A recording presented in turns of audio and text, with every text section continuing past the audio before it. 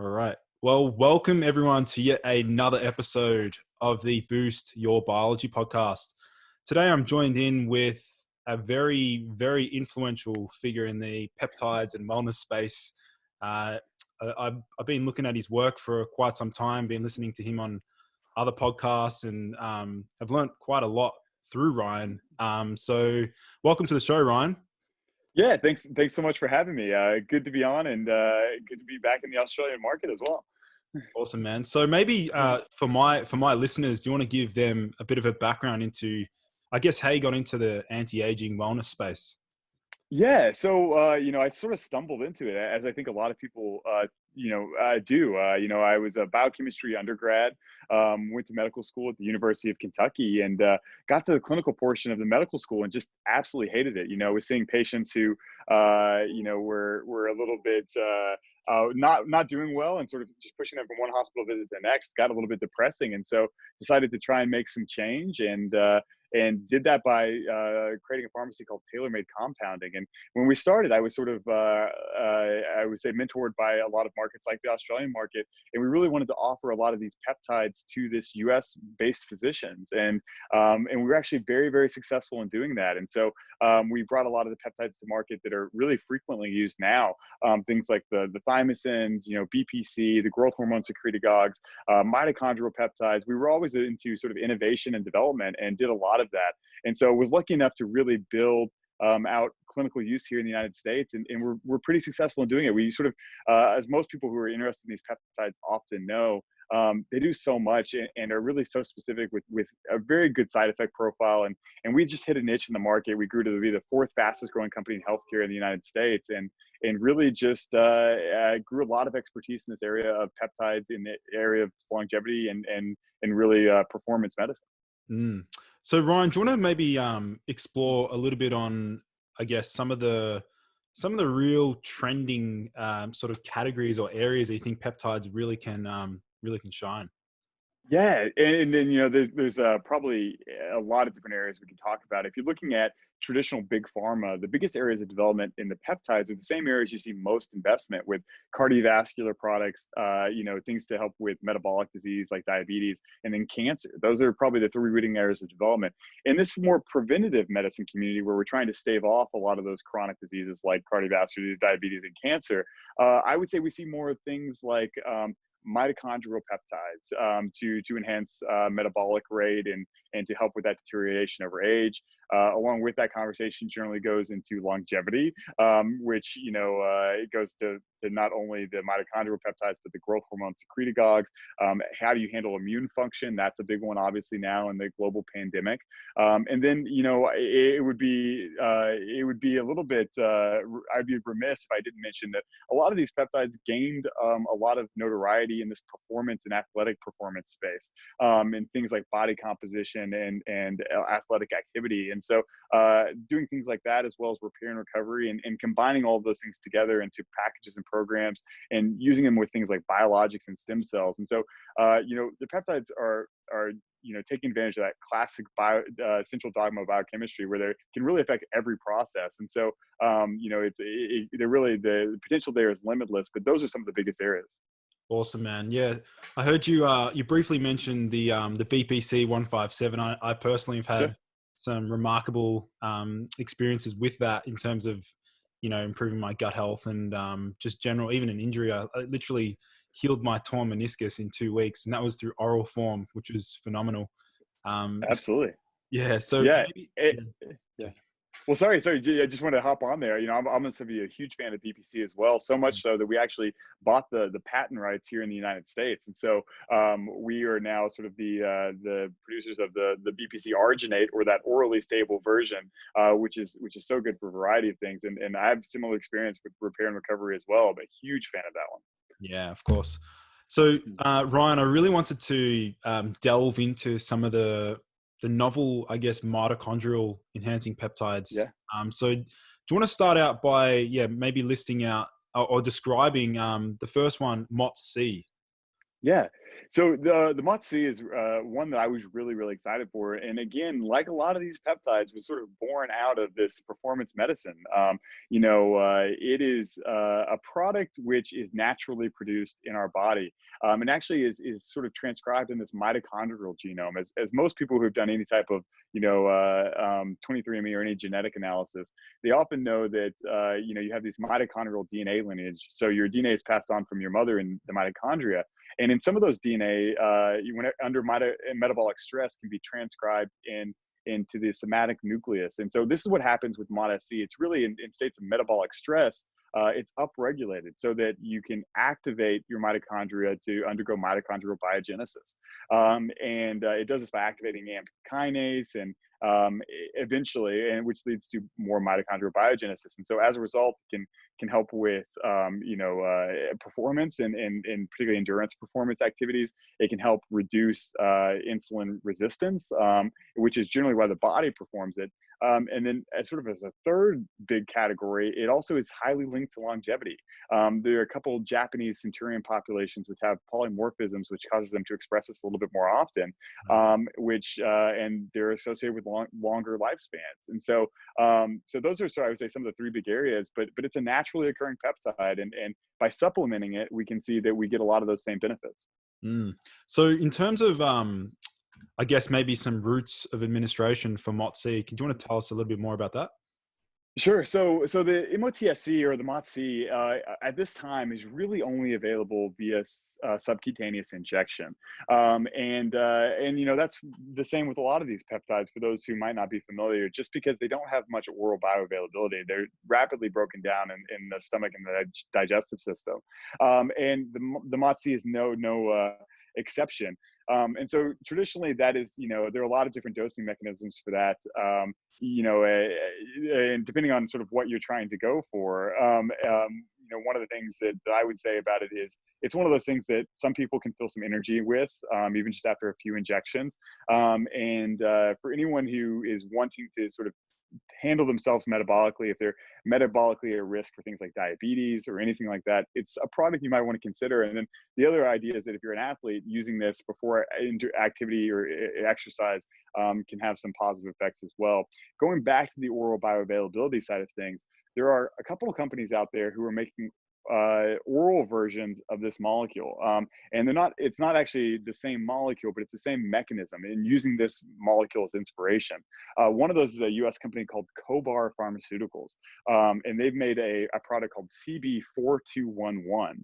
And this is a product which, again, has the same mechanism of action. How do you increase mitochondrial biogenesis, and what effects it might have in various disease states? And that one in particular has been one I've been paying attention to for a long time. And they actually have just made some other developments which are getting this closer to some clinical use. And they're really studying it for things like non-fatty liver disease, and other things of that nature. But really exciting molecule, which might be an even improvement on the original peptide. Super cool, man. So maybe let's discuss a bit on bioavailability challenges for a lot of these peptides. I know obviously that's always going to be, majority of the time it's going to be an issue, but what are some of the other strategies that you've utilized to improve, or like liposomal, Sure. other forms, things like that?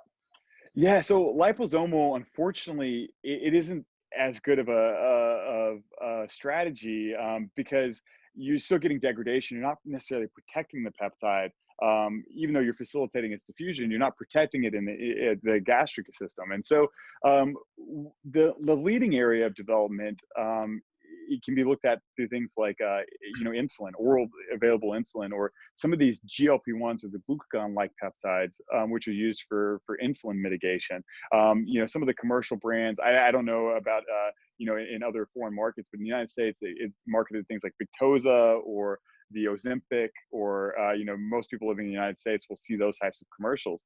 And semaglutide is one of the newest GLP-1s, which traditionally is injected once a week, has better sort of stability in the blood system, which they're making the orals. And the way that they do this is by looking at permeability enhancers, intestinal permeability enhancers. And they use a product called SNAC, SNAC, which helps facilitate that transport across the stomach or across the intestines. And those, I would say, are traditionally some of the the best ways and probably the most promising strategies to make these things bioavailable. Another strategy, an interesting strategy for some products, is iontophoresis. A lot of people might not be familiar with that, but essentially it's using an electrical current to sort of draw a charged molecule like a peptide or a peptide solution into the capillary bloodstream across the skin.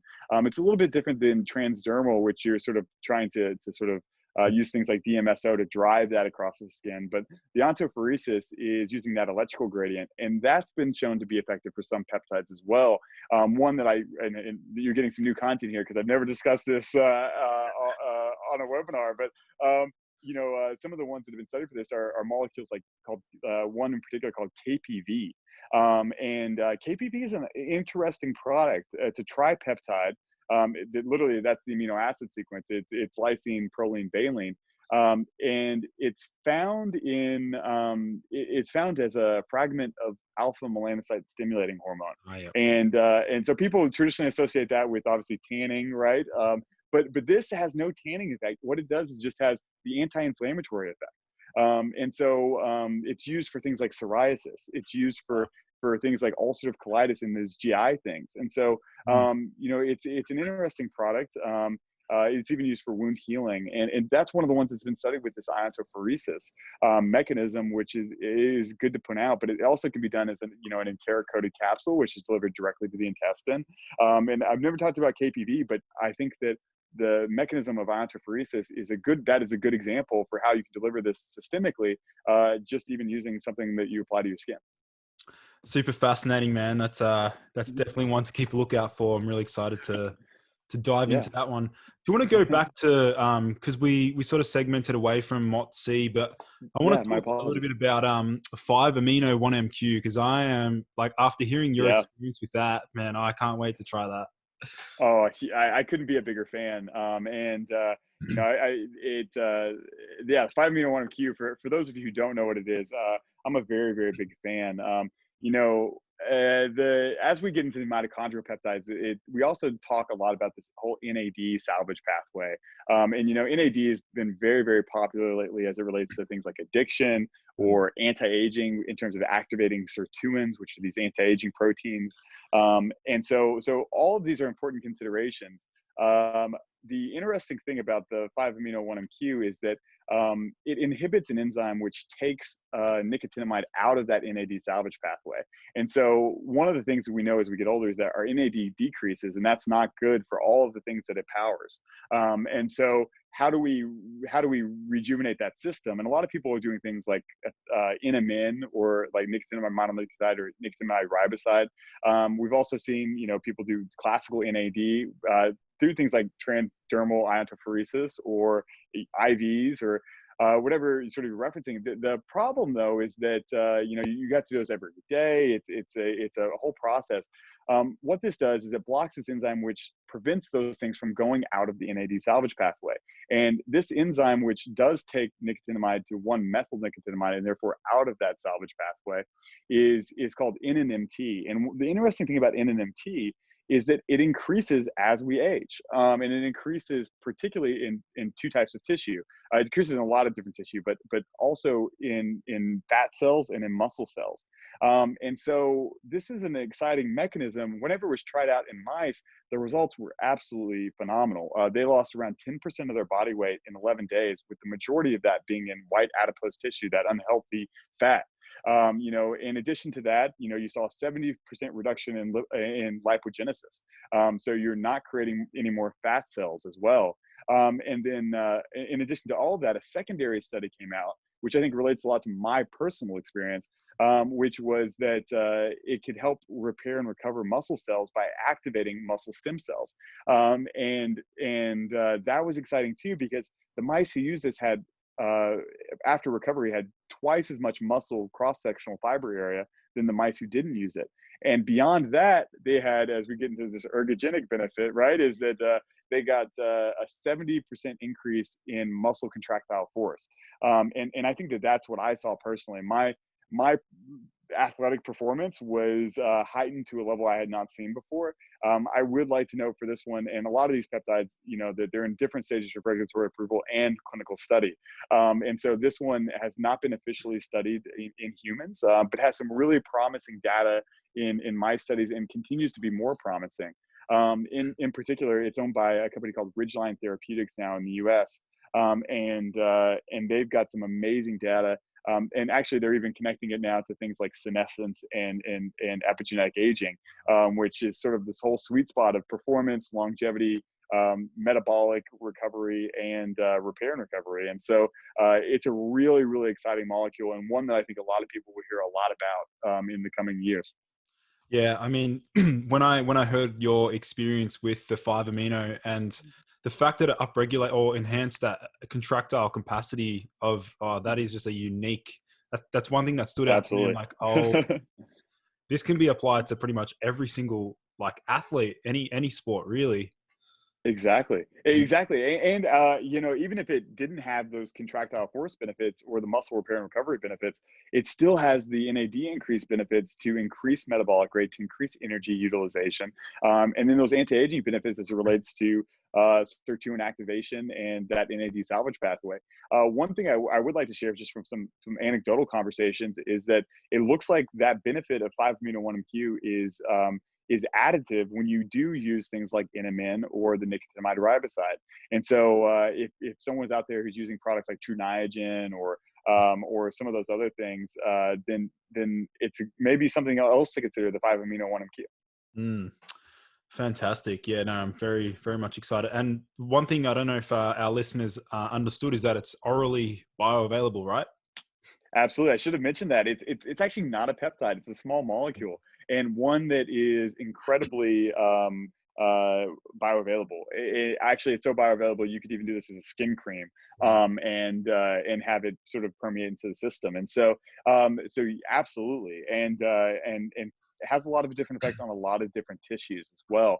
And so the studies that we're talking about are obviously related to what they've studied in mice, but probably has implications beyond that, things like Parkinson's and even a lot of neurodegenerative diseases. And so a lot of things to consider with that one, but extremely, extremely exciting. And I have never, out of all the things I've tried, which is unfortunately a lot, never had a better experience. And just to clarify, I think you said your vertical jump. You had a massive increase in your vertical jump. What happened there?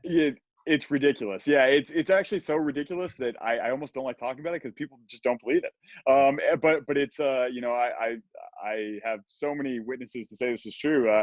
And I'll tell the story again just for your listeners. We have an intramural basketball team for our company, and we were playing. I took 2 weeks off. The only thing that changed in those 2 weeks was I began the 5-amino-1-MQ and got new shoes. And unless the shoes were way more had way more benefit than I anticipated, I gained I would say conservatively 6 or 7 inches on my vertical jump in 2 weeks. I wasn't able to dunk the ball 2 weeks prior, and I come back into the gym for the first time, and it was, I swear they lowered the rims. That was honestly that, and everyone on my team was equally as surprised as I was, because they've been playing with me obviously for weeks. And so if I didn't have so many people sort of see it and verify it themselves, I wouldn't believe it as well. And so it was an amazing, amazing response.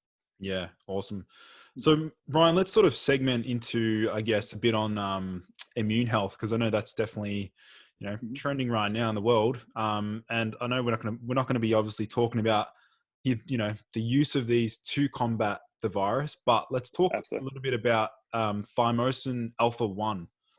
Yeah, absolutely. And I've said thymosin alpha 1 is one of my favorite drugs for favorite medications for a long, long time. I think that the thymosin alpha 1 is well studied in a variety of different conditions. It's not FDA approved, but it was got FDA orphan drug approval in 2006 for malignant melanoma. It has been a product which is really, really exciting, but it ran out of patent in 1977. And so, it's been one of those things that's the reason it had to receive orphan drug approval, is that there's been no incentive for someone to take it to market for any of these conditions, because there's no way they'd make money off of it. And so that's a shame, because what it can do to the immune system is really, really exciting. What it does is it increases sort of a lot of cytokines to improve the innate immune system, and sort of the adaptive immune system, to increase T cell response, to increase natural killer cell response, to increase plasma B cell response. And it has a special direct effect on viral infected cells and tumor infected cells, by allowing them to sort of upregulate the machinery that allows them to be bound by the immune system. And so you look at this, it's been studied in HIV, it's been studied in any type of virus you can really imagine, including influenza and including SARS-like viruses. And as it relates to COVID, it's actually had 3 published trials in COVID. One was an original study in China, which didn't have a ton of patients, but showed a 30% reduction in mortality. You have a study which was published looking at over 334 patients in hospital settings, showing that it reduced mortality and improved oxygen perfusion to the lungs. And it's been studied, been published in Nature as one of the most promising off-label pharmaceutical options for COVID-19. And obviously, Nature is one of the most prominent journals that there is. And so it has a lot of applicability in a lot of different viruses, in anti-aging and autoimmune. It's really a way just to regulate and reset that immune system to do a better job. And it even has studies in influenza vaccines by increasing vaccine efficacy by 35%. And so as you get into this idea of a worldwide vaccine for things like COVID-19, it's definitely on the back of my mind. Again, you can never make any claims to say that it is treating COVID, but it is look like the initial data is promising. Interesting. So with the thymosin alpha-1, are there any other sort of synergistic compounds that you think that would work well alongside it? Yeah, so I'm probably going to go in a direction you might not want to go, but one of the products that also tends to have an effect on the immune system is these growth hormone secretagogues. A lot of people, so the thymosin is named for the organ, the immune organ, the thymus, for which it was derived. It's produced in the thymus fraction 5. And so the thymus is your immune organ where a lot of these T cells differentiate. And one of the things that happens as we age is you undergo thymic involution, or what they call immunosenescence. So your immune system stops to work, right, as you get older. And that's why obviously people who get the flu and are elderly are much higher risk of dying. Same with COVID-19. And so the idea is, how do you maybe restore the thymus's potential to do its job? And one of the ways you can do that is by stimulating the thymus to undergo thymopoiesis. And you can do that because it has growth hormone receptors, it has IGF-1 receptors, and it even has growth hormone releasing hormone receptors, all of which can and have been studied to increase thymopoiesis. And growth hormone itself has been shown to increase the thymic fat-free fraction, which is sort of a measurement of how well this organ system is doing its job. And so usually with immune system sort of side by side, I always talk about thymosin alpha-1, the thymosin beta-4, and then growth hormone as well. Yeah, cool. So obviously that one there. Now, in terms of the actual administration, can that be, do you want to talk more about that? Yeah, so these are all relatively large peptides. The ones I mentioned, the thymosin beta-4, and a lot of the growth hormone secretagogues. And so, unfortunately, they're injectable. And so, the good news about the thymosin alpha-1 is that in most protocols, it's traditionally given as 2 injections a week. It's not one of those daily injections, which happens with a lot of the peptides due to their short half-life. And so, usually, it's given around 1.6 milligrams twice weekly. And the thymosin beta-4, it has a lot of varying dosing protocols, but almost always given subcutaneously, as is these growth hormone releasing hormones like the CJC, the samorelin, the tesamorelin, and the ipamorelin. Let's sort of delve into some of those growth hormone releasing peptides and things like that. Sure. Yeah, so obviously a lot of my listeners will probably be familiar with the MK677 as the original sort of ghrelin secretagogue or whatever. So do you want to talk a little bit about how they sort of differ? Yeah, definitely. And so the first thing to know about these growth hormone secretagogues is that they're all working on the pituitary. So they're all encouraging growth hormone release in the pituitary. And usually in order to do that, they're working on one of two receptors. One is the classical growth hormone releasing hormone receptor.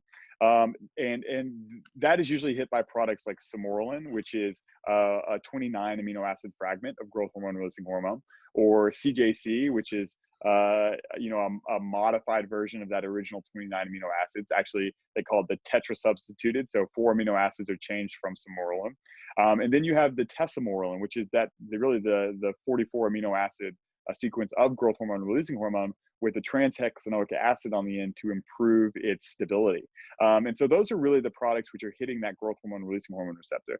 The interesting thing about that receptor is it's relatively you won't develop tachyphylaxis or resistance to that receptor, which is why you can go high and hard on those. The alternative is the ghrelin receptor. And so most people are familiar with ghrelin as the hunger hormone, but it also secretes growth hormone. And this is where you get a lot of other interesting products to work, including things like the MK677, also called ibutamoren. Then you get the GHRP2, the GHRP6, the hexarelin, and the ipamorelin. And so all of those hit that receptor. And that receptor is a little bit different because it can become dysregulated relatively easy, especially if you hit it too long and with too high of a dose. And so ideally what you'll have is you want to take one from one group and one from the other group and pair them together for optimal growth hormone secretion. And so usually that's been done with things like, the Samorelin and ipamorelin, or the Samorelin and GHRP2, or the CJC and ipamorelin or GHRPs, so that's sort of, I would say, how the mechanisms by which they work. The MK677 is interesting because it's the only non-peptide on that list. It's actually a small molecule, which means that it's orally bioavailable. It's actually fairly potent with 50% increases in IGF-1, which is usually the surrogate marker for how we measure that growth hormone increase, because IGF-1 is going to be increased by growth hormone stimulation. And so the thing about MK677, which it makes it popular, is the oral bioavailability and the high increase in IGF-1. However, it has some drawbacks which are not always good. In particular, in most of the long-term studies, they show that you actually don't decrease weight, which is a lot of the reason that a lot of people are doing this is for the body comp effects. You actually increase lean muscle mass, but you don't increase weight. And in some studies, it shows that increase in lean muscle mass doesn't actually translate to strength benefits, even though you're seeing increase in lean muscle mass. And so for a lot of reasons that a lot of people tend to avoid MK677, mostly because like ghrelin, it increases hunger. And that's generally the reason it probably increases lean muscle mass, but doesn't really decrease that fat mass. Yeah. So maybe we know that part of the mechanism of that MK677 is to ramp up that IGF-1 production, but are there any other sort of strategies or ways that we can ramp that up or support that pathway? So, IGF-1 generally is a hard thing to predict. It's even hard to predict because labs aren't that consistent even measuring IGF-1. And so even if you did nothing, you might see IGF-1 jumps of 50 points from one draw to the next. And so knowing exactly what changes this can be a little bit difficult sometimes, but even lifestyle factors like sleep and dietary interventions, all of those things affect IGF-1. And so from a pharmaceutical perspective, there really is no other pathway to increase IGF-1 other than this growth hormone pathway. But there's a lot of things you can do in a lifestyle perspective to also increase that. And whenever we're talking about things like CJC and ipamorelin, which might not have the same increases as things like tesamorelin and MK677, you might oftentimes be better implementing lifestyle change than others. And as these peptides have become a little bit more restrictive in the United States, so we've also been going to things like amino acid formulations, things like arginine and glycine can increase growth hormone secretion. Even things like creatine can increase growth hormone secretion. And so those are some ways you can also just dietarily change that metric. Yeah, cool. Awesome. So I want to sort of touch on a bit about metformin. I know that Jay Campbell's a huge fan, and I personally experimented with it and had some benefits in terms of body composition, things like that. But I'd be curious to know, like, what you think may compete with metformin? Oh, well, I think that's a difficult question because a lot of people use metformin for the insulin sensitivity effects, right? And other people use it for its mitochondrial effects, and they each use sort of a different thought process behind each one. And actually, I know that you and I will probably have a later conversation about one of my new companies, True Diagnostics, which is doing epigenetic testing. But actually, on Monday, they published a paper which predicts how you're going to respond to metformin via epigenetic measurements. And so hopefully we'll know a little bit more about who it works in and why in a little bit. But generally the alternatives to metformin tend to be berberine, right? Things that increase AMP kinase, and berberine's a really good example. There's also a really exciting new product called dihydroburning, which isn't really available, but still exciting. Still exciting for its effect on that AMP kinase and the insulin mitigation strategy. The good things about the berberines is they don't have the same GI side effects that metformin has, which is the number one reason people traditionally don't stick with metformin. It just depends on why you're using it. I still tend to be hopeful about metformin because it's obviously the standard of medical care as a sort of the step one to control insulin resistance. It's extremely inexpensive, and that's obviously a great draw. And then it is gathering, I would say, a lot of political pressure to be the first drug investigated for anti-aging, which is great because if anti-aging and aging can be classified as a disease, I think you'll see a lot more focus being poured into interventions like we're talking about today. Of course, yeah. And there's a few debates around whether or not metformin lowers testosterone as well. So Definitely. And I think that definitively people can say it's probably not the best for those athletic performance effects. And so for those people who are worried about maybe some of that negative effects, just like rapamycin, they might be better going off to some of the more natural products like berberine. It's interesting how you mentioned the dihydroburning, because I did an interview with Sean Wells a couple of weeks back. We spoke very extensively on that DHB, which is, I definitely think that's an up and coming superstar in the anti-diabetic space as well. Absolutely, good to know that obviously that conversation is happening. I haven't been able to find, I would say, a really great supply here in the United States, but I'm hoping that someone will turn that corner here relatively soon. Yeah. All right. So what about I know there's you probably got a few weapons up your sleeve in terms of optimizing sleep. So let's talk about some of the compounds that may be able to help with sleep or deep sleep. Yes. Yeah. Sleep's hard. And it's one thing that I suffer with that I've, had some thorough investigations on, everything from, pharmaceuticals to non-pharmaceuticals like, electromagnetic frequency devices. And so I say all of this to say that I also track a lot of my sleep with an Oura Ring, and have not, as much as I've tried, been able to move that deep sleep metric very much. And so I can tell you a lot of things that haven't worked for me, even the EMF devices, in the peptide world, there's a product called obviously deep sleep inducing peptide. It's been around since the 1940s, isolated originally from rabbits. And although I've used that product, I did notice a sleep benefit. One thing that might be interesting to a lot of your listeners is that I did receive some benefit, just not in sleep. I received a big LH bump. My luteinizing hormone bumped up by a couple points, and my testosterone levels increased as well. And so, again, not like its namesake. It's not as great for sleep as its namesake, but it did have some type of effect that was, I definitely thought positive. And then, I think that out of all the things that I've seen, I'm a big fan of low dose, low dosing of things like melatonin, 300 micrograms a night to really establish that, not the huge doses you often see. And there's a good MIT study which talks about why that is.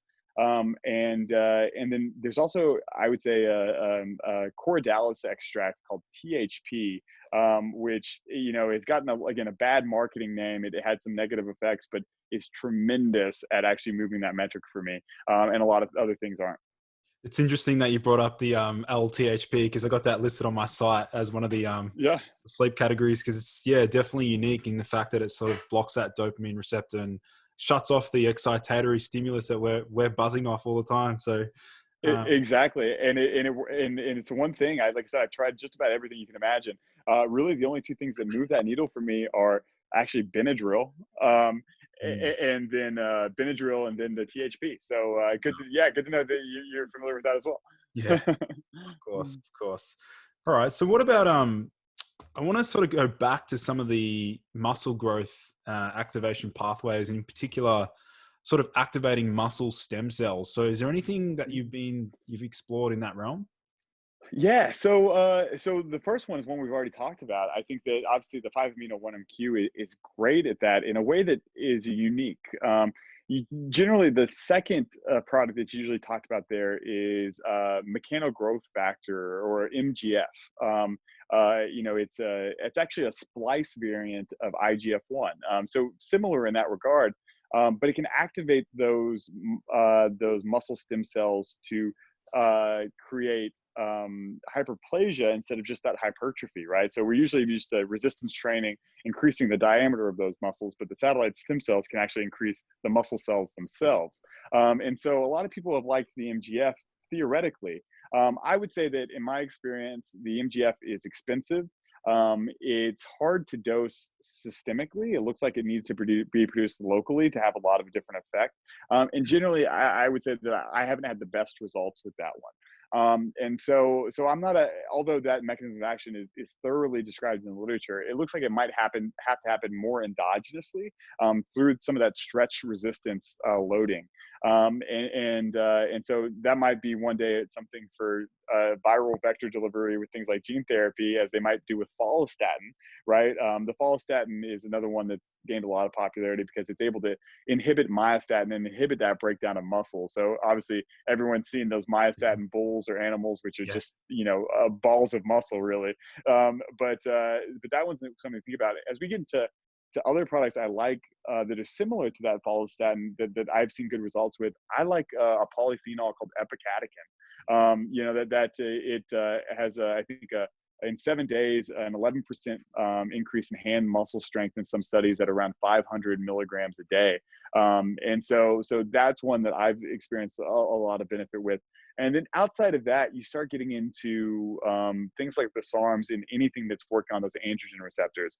And so those are obviously a little bit more of a commitment, especially with those androgen type things. But some things that might be less of a commitment in that regard to disrupting the HPT axis are things that increase the LH and FSH. So things like the DSIP, as I mentioned, things like the kispeptin 10, Mm. things like HCG, HMG, or even gonadorelin. So all of those, I would say, are maybe some ways that if you're trying to get some androgenic stimulation without committing to things like exogenous androgens, you might want to consider some of those, as they can really increase your levels of LH production and your testosterone production. Mm. Yeah, on the topic of optimizing that HPT pathway, do you want to briefly talk about the differences between clomiphene and Nclomiphene?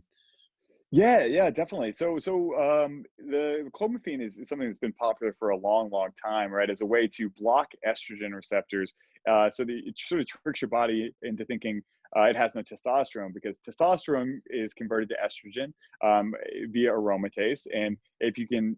And the body senses that, and if you can block the sensing of this sort of estrogen pathway, you can encourage the body to say, "Hey, we need more testosterone because we need more estrogen."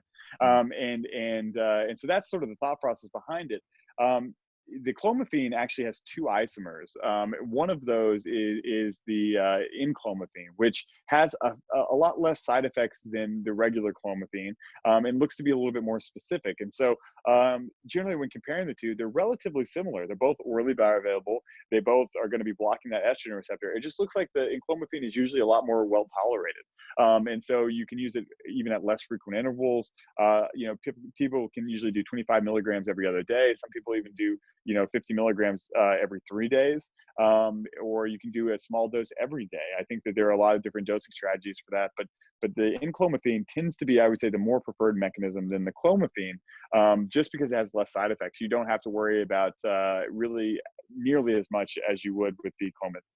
Awesome. Yeah. So Ryan, let's sort of segment into obviously you mentioned briefly before about how we can figure out whether metformin is applicable to certain people and like basing Sure. that on their genetics. So let's talk about True Diagnostic.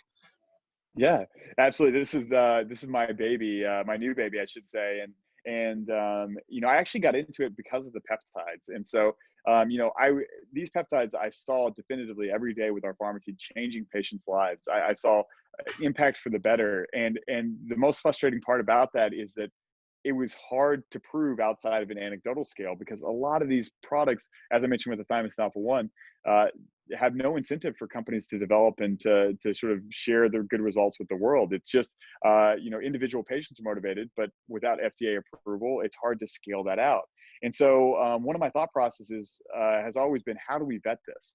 And so I was familiarized with the idea of epigenetic age over the past couple of years. Really, in 2013, they created these age clocks, which are able to look at not the genetics of your DNA, but the epigenetics of your DNA. So the changes which happen to your DNA to affect expression. And the best way to describe that, I think, is generally, you know, all of the cells in your body have the same DNA. But what makes the cells of your skin any different from the cells of your heart? And the idea is that it's what is epigenetically programmed to be expressed. And so what proteins are being made in some cells versus other cells. And the body has a way of manipulating these changes called epigenetics. One of the big epigenetic changes is methylation. And by looking at methylation, they were able to essentially find ways to predict the age of an individual. This was used in 2013 by Dr. Horvath and Dr. Hannum, originally for things like, you know, dating refugees to see if refugees are adults or minors, and therefore applicable for asylum, or to look at, you know, DNA left on a crime scene to see how old a person might be if they're a suspect for a crime. And more recently, through some more innovations in this type of testing, it's been even able to predict death, you know, really, really accurately. So to basically say, hey, you're going to die at this date, and see what that means. And so all of those things I think are interesting, but were never super applicable to me. That changed about a year ago when they came out with a trial to show that they could reverse your epigenetic aging rate with 3 simple products: metformin, growth hormone, and DHEA, things that are very, very common. They actually, in 1.5 years, they were able to reverse the epigenetic aging rate of these individuals by 2.5 years.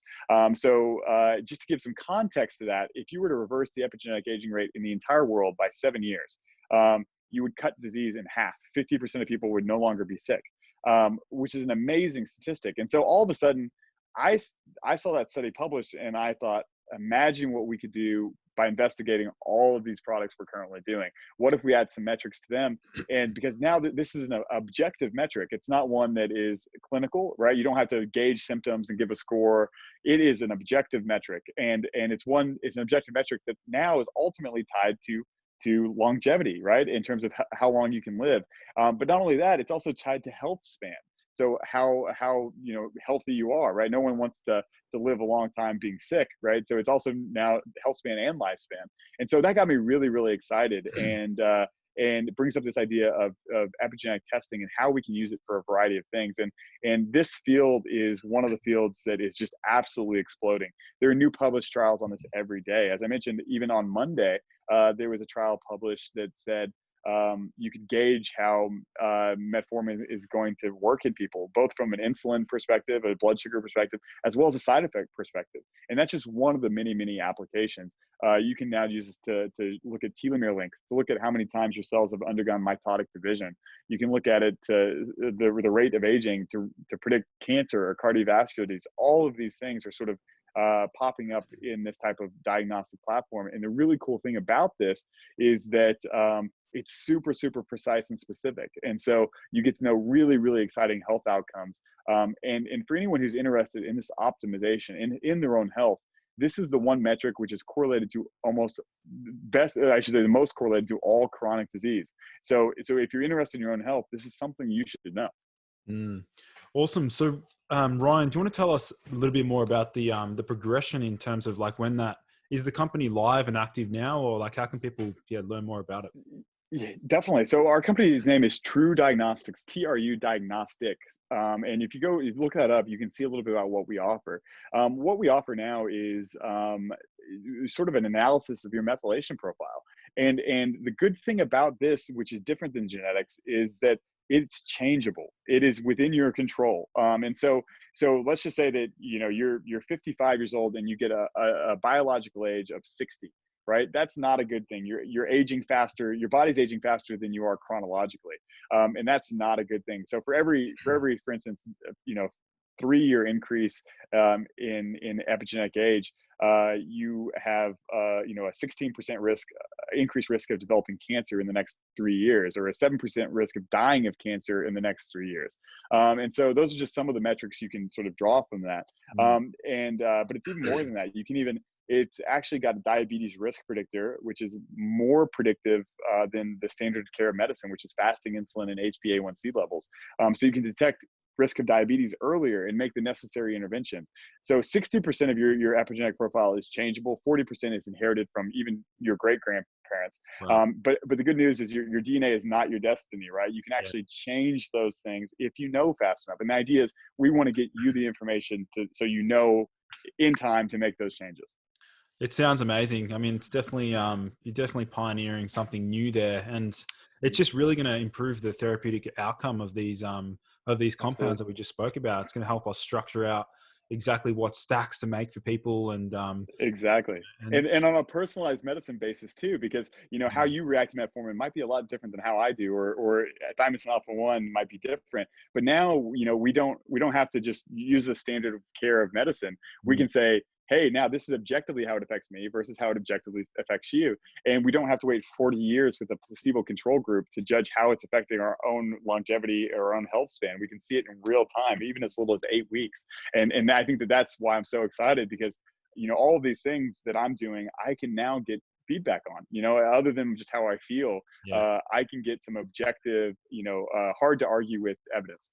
Yeah, cool. No, it's definitely one to keep lookout for. We might have to dedicate another whole episode to that and to talk about that once it's progressed and you got more users and things like that. But I'll definitely be linking that in the description for my listeners. Definitely, we'll find a way to partner up and help promote that, which would be really fun. But Ryan, I want to sort of wrap it up there and just sort of say a massive thanks for coming on the show, man. It's been an absolute pleasure having you here.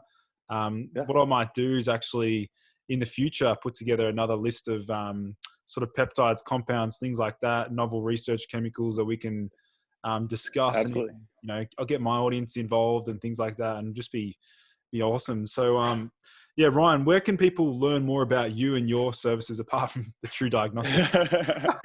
So right now, I hate to say it, in the United States, we used to offer a lot of these things as Tailor Made Compounding pharmacy here in the US. Unfortunately, we're not able to do that much anymore. And so really, if someone wants to reach out to me, they can always reach out to me at ryan@truediagnostic.com. I'd be happy to talk about any of the peptides, even if it has nothing to do with epigenetic testing, because I really do believe in these molecules. I think a lot like you, and would love to share what I know and my experience. And so if anyone wants to reach out, they're more than welcome to reach me there. And hopefully we can hop on another call. I think that I've 7 or 8 peptides I still want to do and still interested in doing that we never got a chance to route in the pharmacy, or never got a chance to talk about. So hopefully we'll be in contact over the next couple of weeks and continue to share that information. We definitely will, man. And just want to say massive thanks. It's been a pleasure having you on the show. Yeah, thanks for having me. Awesome. Thanks, Ryan.